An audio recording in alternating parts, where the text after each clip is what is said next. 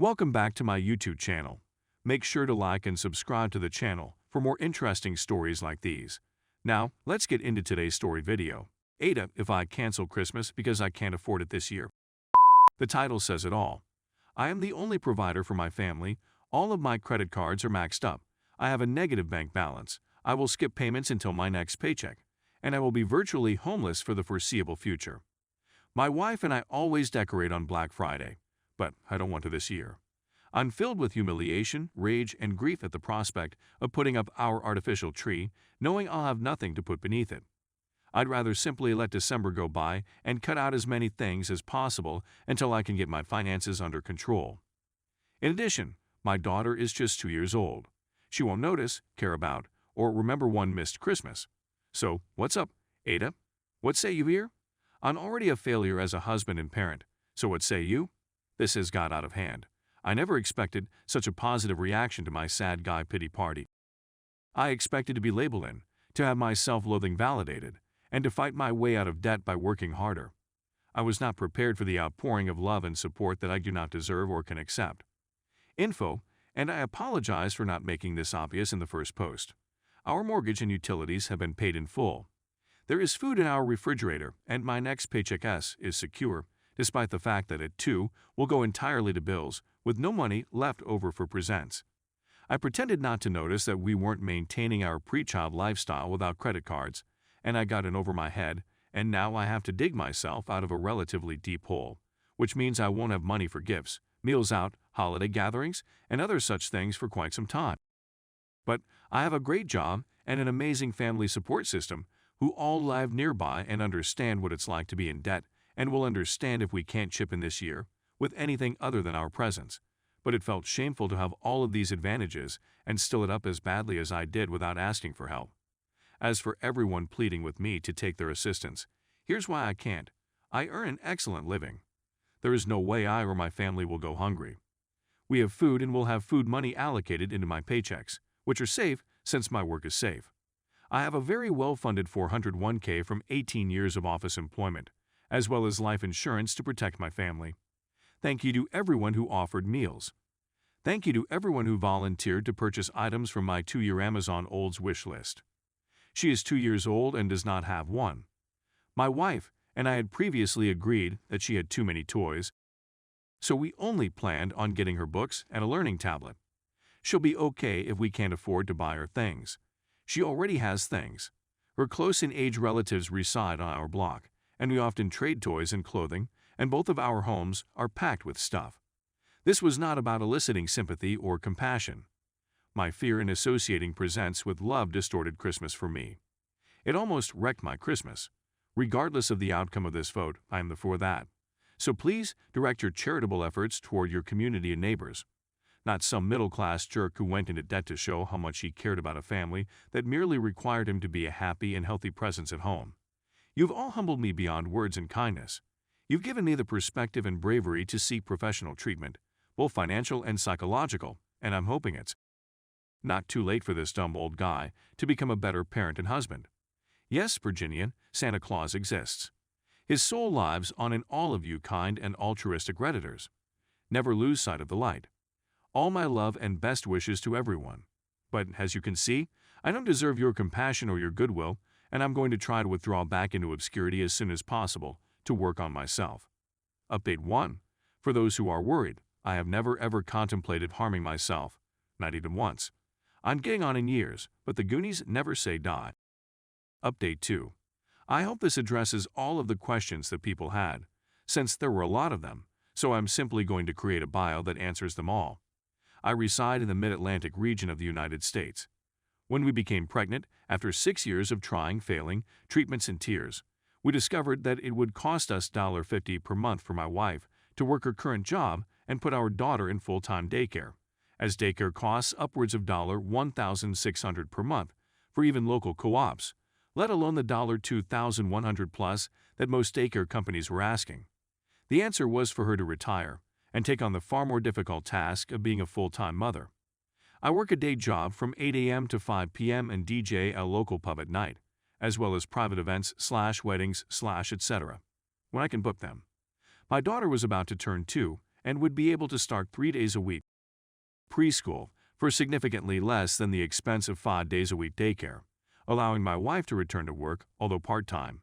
I was in the midst of finding a surgeon to perform my vasectomy when we discovered that, despite taking birth control, my wife was pregnant again. We're expecting a son this time in February. Complete astonishment, disbelief, some pretty unhealthy ideas, and then acceptance that I would have to continue to be the full-time provider, since there was no way we could place 2 children in full-time care. Thus, my sainted wife would have to spend at least another 2 years as a full-time parent.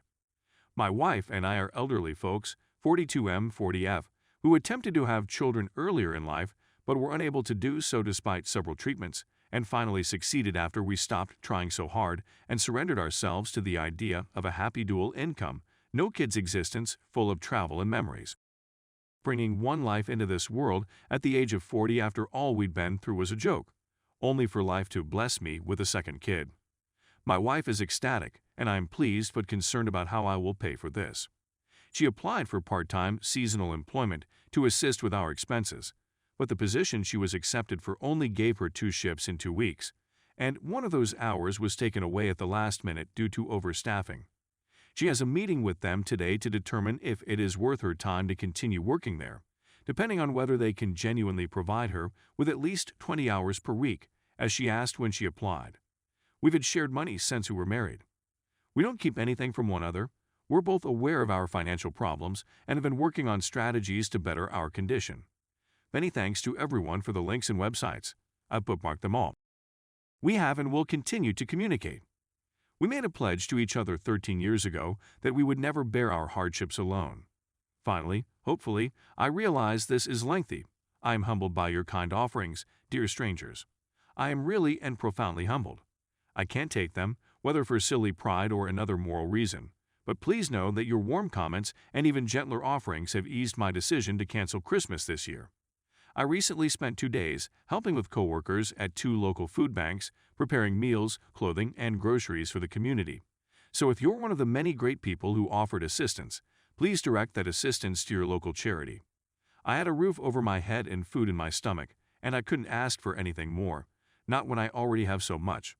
I'm still dreading the prospect of carrying that old artificial tree out of the laundry room, but my sentiments must always come third, here and always. My wife and daughter need the love and pleasure that ancient tree will provide, and I must give them all I can, even if it is only the spirit of the season.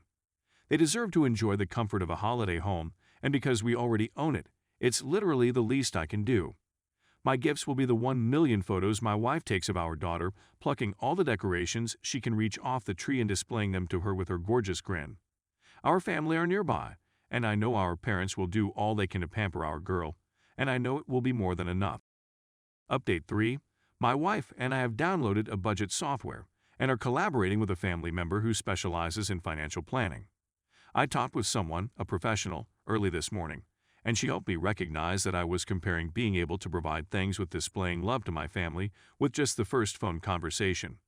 Not being able to afford baubles will not make me love them any less, and I will have to accept that and continue to work with her for as long as my insurance allows. We have an embarrassment of riches to go through thanks to close friends with growing children, and wrapping some of these things for my young daughter to rip into is more than enough for my wife and me. My wife and I have an abundance of clothing. Thank you everyone who has volunteered to buy stuff for us. My heart is overflowing with gratitude for the unselfish and amazing offerings. But I meant it when I begged you to kindly direct your enormous hearts to your local organizations. I already have more than enough things, and stealing items from people to make up for my terrible spending habits seems unethical. It will be a difficult few months, but I have a good job with opportunities for advancement, and I plan to work with professionals to learn some much-needed budget control, as well as with a therapist to learn to accept help from family and friends when the new baby arrives, and to be less hard on myself. I'm also intending to spend more time with my local food bank. I signed up to help make meal kits this week that will be given in my town for Christmas. This holiday season, I want to give freely, but not in the consumerist sense. That, I believe, is a new custom that my family can and will carry on for many years. Even those of you who called me a dumb, thank you for keeping me grounded as well. Those of you who have wondered how I could have tried for 6 years to have a child and not bothered to budget for it after it arrived, are grossly misunderstanding how much fertility treatments cost even with insurance and how thoroughly messed up American healthcare is. We are taking precautions to guarantee that this is our last child, and I'd even discussed abortion with my wife, but she would not even consider it. I'm grateful for it right now. Update 4. It's been 2 weeks, and the texts are still flooding in. Thankfully, the charitable offerings have ceased. Hopefully, they were diverted to their respective communities, but several of them have inquired as to whether or not I had stopped being a Grinch and resumed being a nice husband and parent. So to appease those individuals first, I'll tell you what I did. I decorated. Sorry, no pictures featuring our faces.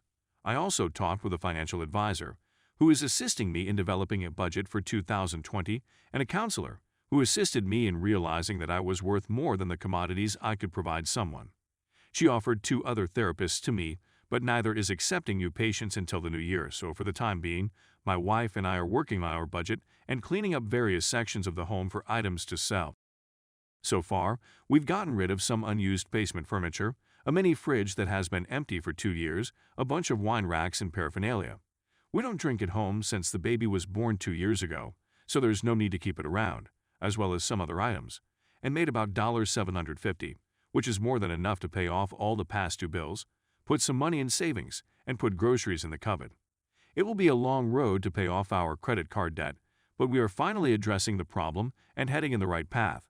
Since my last payday, which paid my mortgage and electricity. So no concerns there. For anyone who wondered if I was behind, thank you. I've also been given and accepted 3 DJ jobs for holiday parties. 2 for personal friends/acquaintances, 1 for a charity. I denied payment for the children's charity performance, instead offered to donate the money directly back to the kids, which the organizer enthusiastically accepted. The extra cash from the 2 paying gigs paid off some more debt and left enough for me to buy some nice new books and a Mona doll for my little girl to open on Christmas morning. Not to mention the bags of presents from both sets of grandparents, full of clothes and toys, so she'll be fine in terms of presents.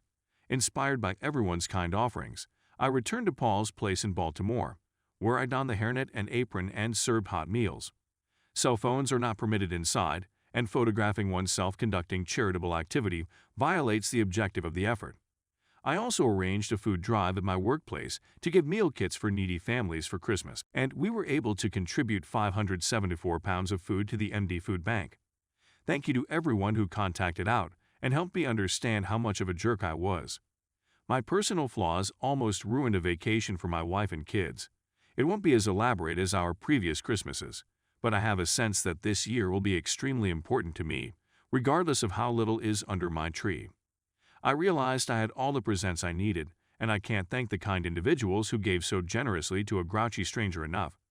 I didn't have to accept your presents to embrace your love, and just the offers altered my life.